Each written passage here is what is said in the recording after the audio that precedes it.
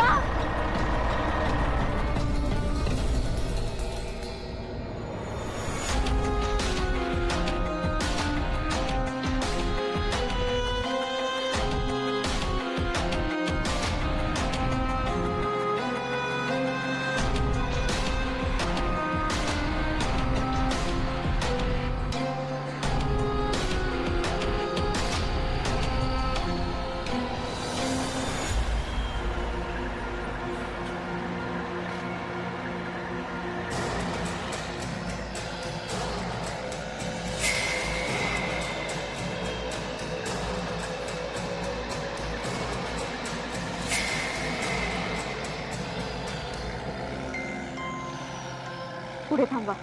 Madam नाके में छोड़ता हूँ आगे। मी सांगते ना पुढे थांबा।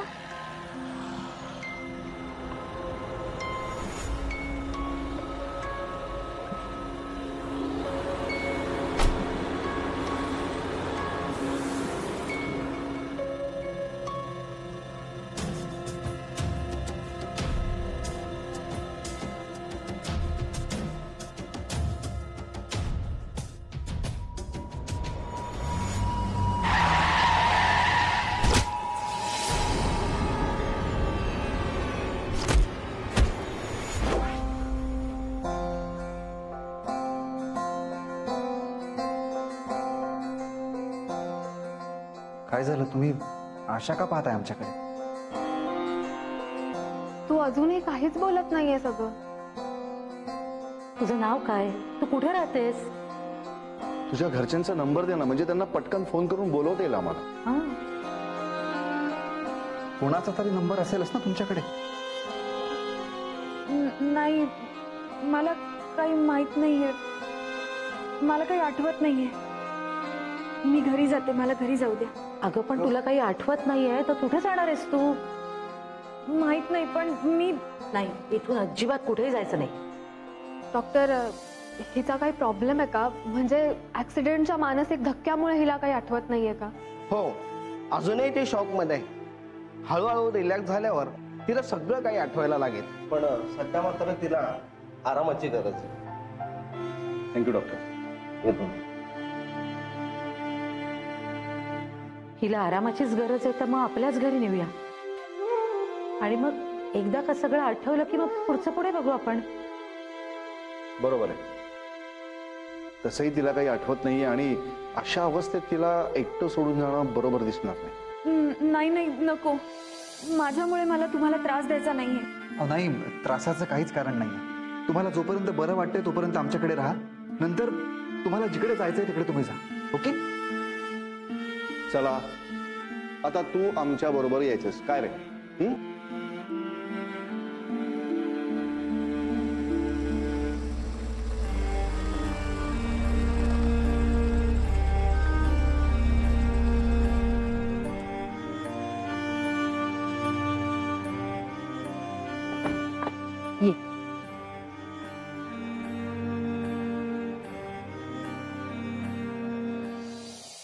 चल घर आलं आपलं.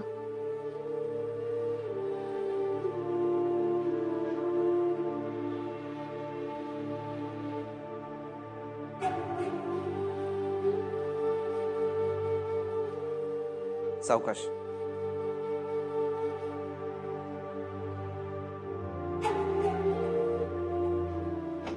चला. हे बघा, मला जाऊ द्या. मला नाही यायचंय तुमच्या घरी, प्लीज. ए बाळा, असा वेड्यासारखा विचार नाही करायचा. हे पहा, तुम्हाला अजूनही काही उपचारांची आणि आरामाची खूप गरज आणि म्हणून तुम्हाला आम्ही घरी घेऊन आलोय. प्लीज चला.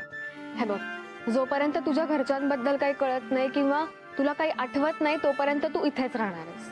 Is that clear? चला. चला.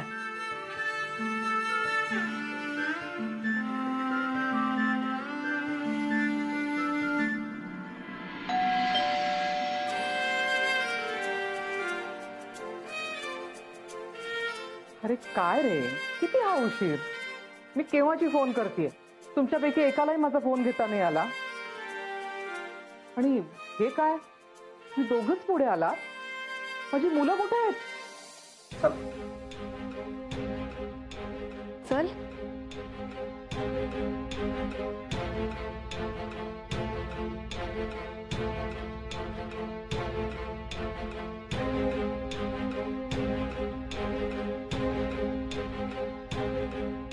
अगं बाई, म्हणजे तुम्ही मुलीला खरंच घेऊन आला?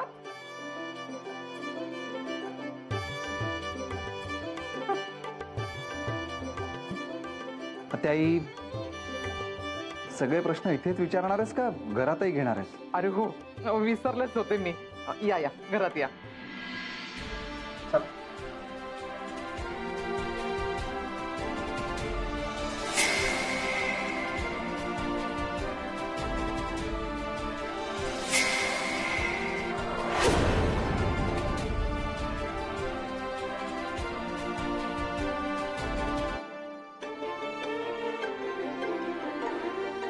बरं, आता मला नक्की सांगणार आहात का हा काय प्रकार आहे ते? नाही, ही मुलगी कोण आहे आणि तिला तुम्ही आपल्या घरी कशासाठी घेऊन आलात? आत्याई, हे बघ, तुझ्या सगळ्या प्रश्नांची उत्तरं मी देणार आहे. फक्त आधी त्यांना थोडा आराम करू दे. सोहा, जा तिला तुझ्या रूम मध्ये घेऊन जा. हो, चल आपण वर जाऊया. चल.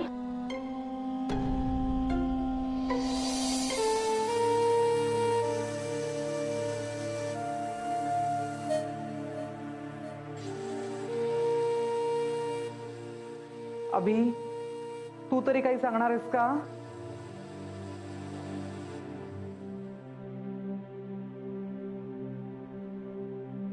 सांगतो.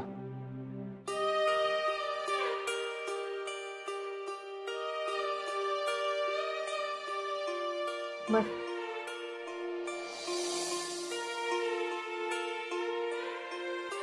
हे बघ, कसलाही विचार करू नकोस आता. हा, फार ताण घेऊ नकोस. मी काय म्हणते, तू आता शांत झोपून घे. झोपलीस ना तर तुला जरा बरं वाटेल आणि त्यामुळे तुला काही आठवू पण शकतं. तू आराम कर, मी येते.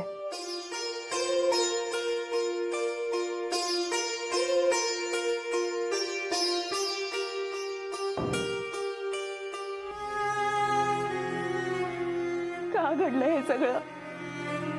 माझ्याच हातून का घडलं? आता काय करू मी? कुठे जाऊ?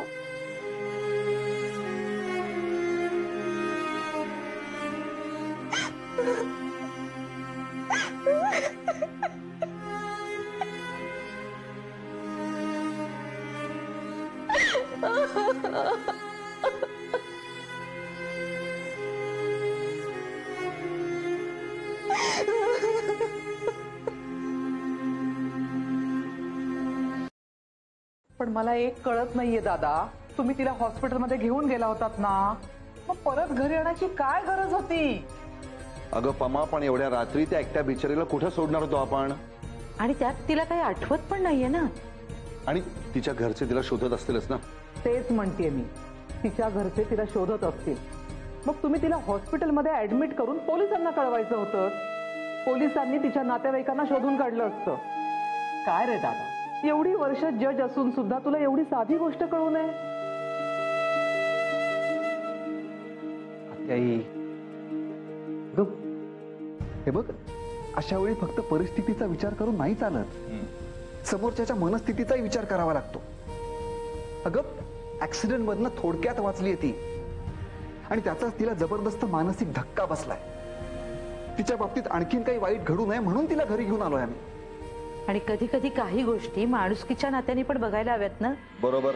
वहिनी, अगं तुझी माणुसकी वगैरे सगळं ठीक आहे, पण ती कोण, कुठली, त्या रात्री त्या रस्त्यावरती नक्की काय करत होती, तिच्या बाबतीमध्ये नेमकं काय घडलंय, हे पण तर प्रश्न आहेतच ना. मला एक कळत नाहीये, तुमच्यापैकी एकालाही एकही प्रश्न पडला नाही का? मला प्रश्न पडतायत म्हणून मी वेडी आणि तुम्ही सगळे शहाणे आहात? असं अजिबात नाहीये आत्याई. हे बघ, तू आता जे काही बोलतेस ते प्रॅक्टिकली अगदी करेक्ट आहे, पण प्रत्येक वेळेस फक्त प्रॅक्टिकल विचार करून नाही चालत. हे बघ, शेवटी हे सगळं जग माणुसकीवर तर चाललंय ना. होय रे माझ्या माणुसकीच्या नाथा, तू म्हणतोयस ना ते मला सगळं मान्य आहे. नाही, आता मी जे काही बोलतेय ते तुम्हाला पटवून घ्यायचंच नाही म्हटल्यानंतर बोलण्यात तरी काय अर्थ आहे ना. आत्याई, बरं, ते जाऊ देत. मी काय म्हणते ते ऐक. गुरुजी उद्या अजून काही फोटो देणार आहेत. आता तुला एक तरी मुलगी पसंत केली पाहिजे,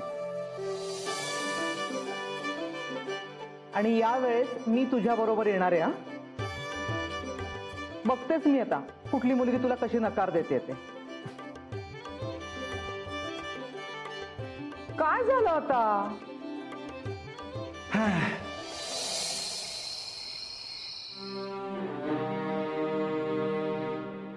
अरे देवा, ही बेडवर झोपायचं सोडून अशी खाली का झोपलीये? थांब, तिला मी उठवते. नको बस, नका उठवू तिला. अगं पण तूच म्हटलीस ना तिने काही खाल्लेलं नाहीये म्हणून. हो ना, पण तिला असं गाढ झोपलेलं बघून उठवावंसं वाटत नाहीये, आणि डॉक्टर म्हणाले तिला आरामाची गरज आहे. तुम्ही एक काम करा, तिला जरा.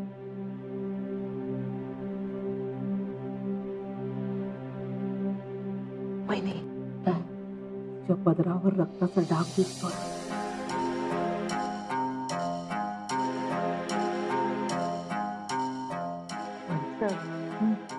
तिच्या डोक्याला जखम आहे, तो लागला असेल ना डाग. तुम्ही पडला. आणि चला, आपल्या आवाजाने तिची झोप म्हणून नको व्हायला. चला.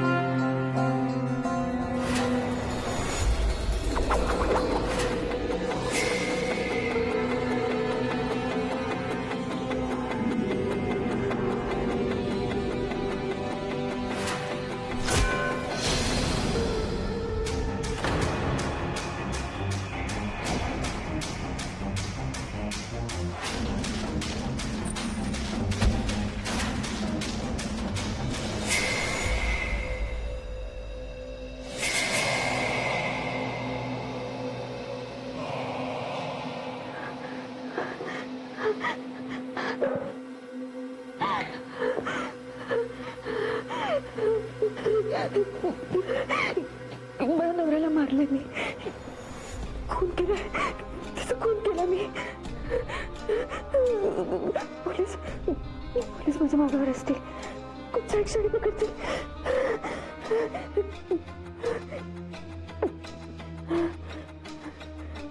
नाही, या घरातून मला निघायला हवं.